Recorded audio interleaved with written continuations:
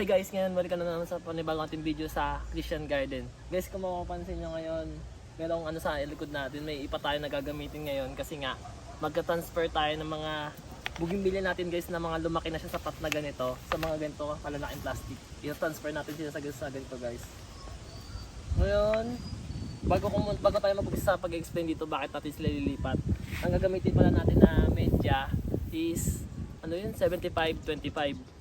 Ano kasi guys, 75 yung bago, then 25 yung bulok na ipa.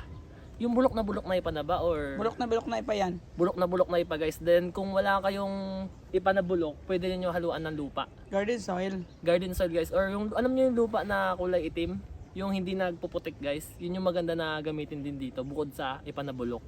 Yung bulok na ipa guys is ang ibig ko sabihin yung may git 1 year na siyang binubulok guys ha. Yung para na siyang lupa. Yun yung magandang ihalo dito.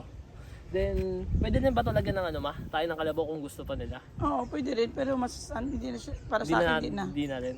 Ayun guys, pwede pa rin daw siya lagyan ng tayo ng kalabaw kung gusto nyo or kahit hindi na kasi hindi naman na daw necessary. Kumbaga hindi na siya kailangan na kailangan. Tapos ngayon, ipapakita ko sa inyo guys ito yung mga ililipat natin sa malalaking plastic. Ipapakita ko sa inyo kung paano kami maglipat nito sa dito. Sa ko muna dito. Kasi guys kung makikita nyo ganito nakalaki yung plastic na paglilipatan natin. Kasi nga para mas mabilis silang lumaki. Yung kumbaga yung ugat nila mas mabilis kumalat. Wait lang. Ayan.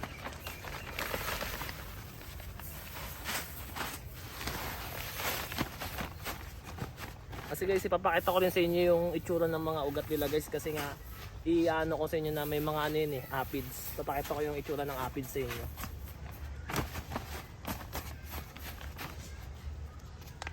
Wala ito guys, tingnan nyo.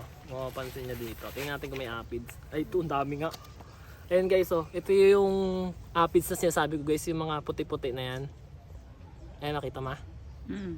Ayan guys, yung mga puti-puti na yan, yun yung aphids. Pati sa gilid-gilid meron din. Ito yung sakit ng bougainvillea guys. Hindi maiwasan yan. May Oo, hindi talaga ito maiwasan guys. Kahit yung mga malalaking bougainvillea pa rin, di ba meron pa rin ganito? Ma? Yung mga malalaking bougainvillea, meron pa rin ganito, di ba? Kinakakata ko na lang gawin. Hindi yung mga kahit yung malalaki, meron pa rin yung mga malalaking bougainvillea, di ba meron pa rin aphids? Oo, pero karamihan lang talaga nagkakaroon ng ganyan pag sa ipa eh. Sa ipa?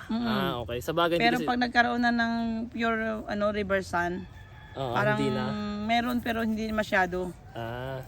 Ayun guys, kung maano nyo, ganun daw ang reason kung bakit nagkakaroon. At saka mapapansin nyo naman guys kung may aphids yung bougainvillea nyo, kung nakikita nyo yung bougainvillea nyo na nalalanta siya kahit na dinidiligan nyo naman, alam nyo naman na naaarawan siya, yung parang kumbaga alam nyo na inalagaan nyo siya. Tapos mapapansin nyo na lang itong mga dahon Tamlay. is matamlay, yung bagsak. Ibig sabihin nun guys is Tingnan tingnan nyo na yung ugat kasi sigurado marami pa yun dito sigurado kasi ito nga guys madami na nga to pero hindi pa rin siya ganong matamlay kasi kung matamlay na to ibig sabihin sobrang dami niya ng aphids dito sa ilalim yung sa mga ugat-ugat niya. Tapos ang kailangan natin gawin dito is tanggalin. Ayun ganitohin nyo lang guys. Huwag kayong Diyan sa mo. Huwag nyo siyang dito ayan kita nyo ba? Kahit tinatanggal ko na yan sa loob meron pa din. Yung mga ugat na sumasama, huwag kayong manghinayang dyan kasi maano pa rin naman yan eh. Ano pa tao dito? Yung kakapal pa naman yung ugat na yun. Hanggang sa matanggal nyo talaga lahat. At saka huwag nyo silang itong mga pinagtanggalan nyo, huwag nyo na itong gamitin sa iba pang ipa kasi nga malalagyan lang din yun ng aphids. Kaya ihiwalay nyo na. Yung dito kasi guys, yung example ko na dito ako nilagay sa tabi ko eh. Pero kung mas maganda kung may lagayan kayo. Kasi mahirap guys pag nahawaan yung iba yung halaman. Magkakahawa-hawa na yun guys kahit katabi lang niya. Kaya dapat pag kayo nito ay maayos o ibukod nyo na kagad. Pero kung ipa kasi ang ginagamit nyo, hindi nyo talaga may iwasan na magkakaroon ng aphids. Kaya dapat i-check nyo rin sila. Ayan guys kahit na mauubos na ipan, dami pa rin aphids. Kaya matanggal yan.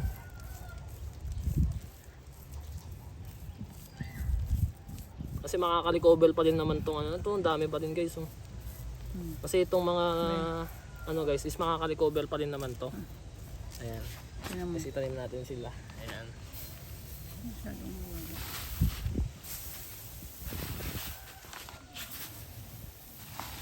Lahat pala may pala akong katabi dito. No? Mas maganda pala pag may pala pag ganito kalaking ano. Ayan.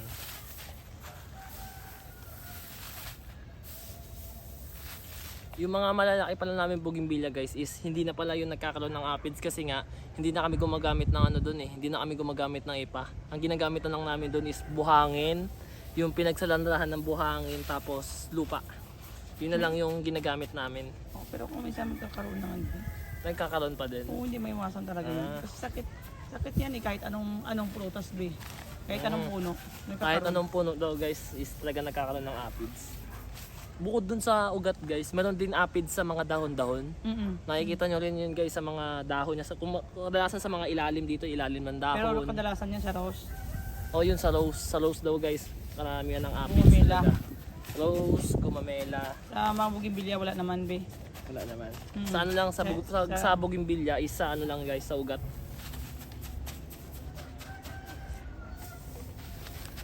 Ayan o, mapapansin nyo, ganito kalaki yung plastic natin para ano, mas mabilis siyang lumaki. Ano pa? Sagit lang. Kung bakit mo siya nilagay sa ganyang kalaking plastic, ano pang panya? Para mas mabilis lumaki. Para yung ugat. Para yung ugat niya guys is mas mabilis siyang umano yung ugat niya, mas mabilis kumalat. Tapos pagka kumalat na ulit yung ugat niya dito, pwede na siya ulit i-transfer pa sa mas malaki or kung gusto nyo, itanim nyo na siya sa lupa. Ayan. Kasi kadalasan sa mga ganito guys is stable na eh.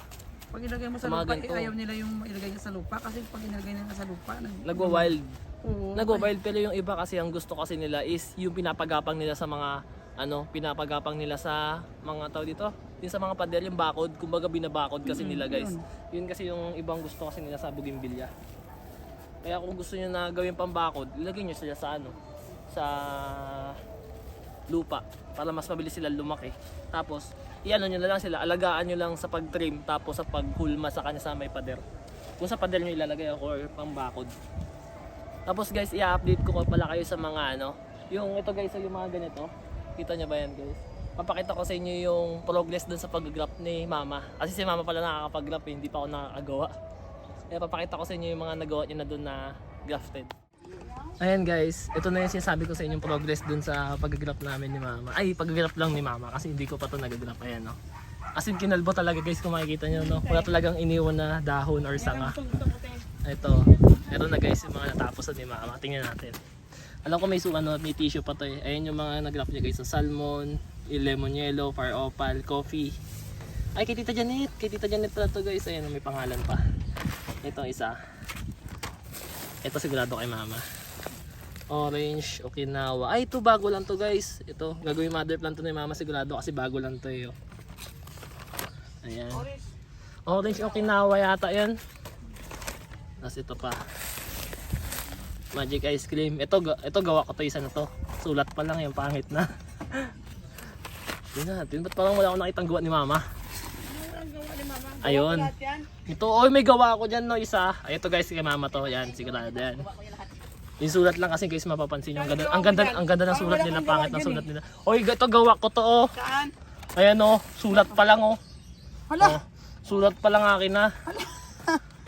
Akin lahat yan. Uy, saan na pala yung gawa ko? O, ito gawa to ni Mama guys, ano, opal. Hala! Ngayon lang yan to. Akin sulat Yung yan. sa akin pala, nasaan? Ewan ko sa'yo, may ginawa ka. May ginawa ako dyan kanina yung nakapatong. Patingin. Parang wala oh. Basta meron akong gawa dyan guys. Isang peraso lang. O, isa. At least may gawa ako. Isang peraso. Kasi nga busy ako kanina guys eh. Ang dami kong inasikaso kanina kaya hindi ako nakapag-grab. Ayan.